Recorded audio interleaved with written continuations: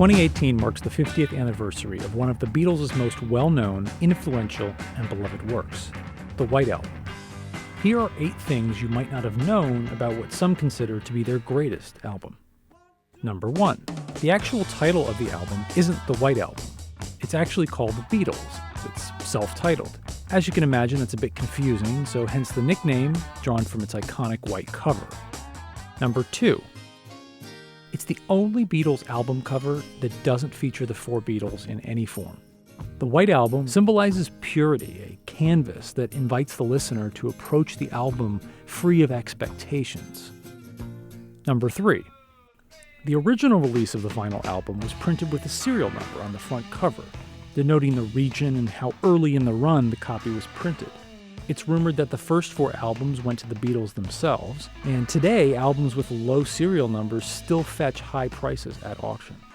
Number 4. It was the longest gap between Beatles albums. Released in November of 1968, the White Album came almost a year and a half after their landmark Sgt. Pepper's Lonely Hearts Club Band album. Critics and fans wondered if the Beatles had lost their way. They, of course, would soon be proved wrong. Number 5. For a brief period of the 1960s, vinyl albums were sold in 2 formats. One was in mono, which meant that all of the instruments and vocals were combined into a single channel, meant to be heard through just one speaker. By the mid-1960s, however, you could also spend a bit more and buy the album in a fancy new format called stereo.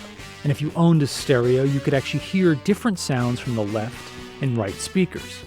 Some Beatles albums, like Rubber Soul, Revolver, and Sgt. Pepper's, had significant differences, with weird things in the stereo versions, like the lead vocals isolated onto the right side while the drums and guitars are on the left side.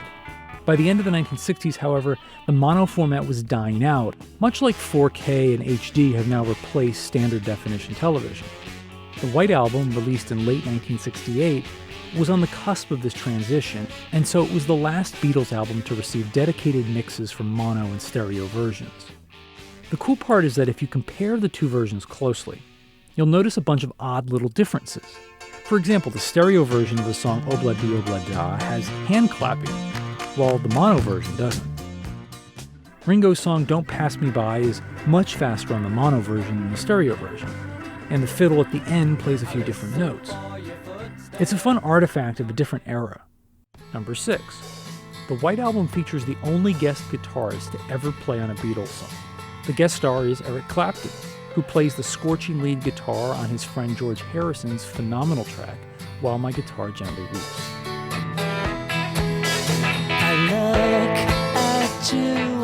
Number 7. Creative tensions had been brewing among the 4 Beatles ever since they had become primarily a studio band.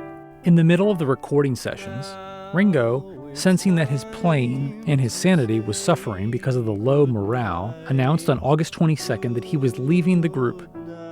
After about a week, John, Paul, and George realized how much they had felt Ringo was irreplaceable, so they sent him a telegram asking him to come back.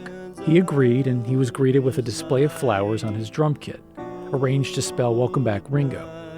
One of the byproducts of Ringo's absence during some of the sessions is that Paul McCartney actually stepped in to play drums on a couple of tracks, and his drum playing is on the album's first 2 songs, Back in the USSR and Dear Prudence. Number 8. It's the longest Beatles album by far, with 30 songs clocking in at nearly 94 minutes. The album contains the Beatles' shortest full song and their longest track. No other album in their catalog shows off the breadth of talent and creativity of the 4 Beatles. And in that hour and a half, the Beatles sample virtually every genre and style of 20th century music up to that point. And that's a big part of why fans love this album so much. There's a little bit of everything. To commemorate the 50th anniversary of the album's release, Beatles producer George Martin's son supervised a brand new remix of the entire album, and it sounds amazing. There's also a ton of outtakes and a set of acoustic demos that would evolve into the final songs on the White Album. Check out the link in the description if you want to pick up a copy. And if you enjoyed this video, please subscribe to my channel. Thanks for watching.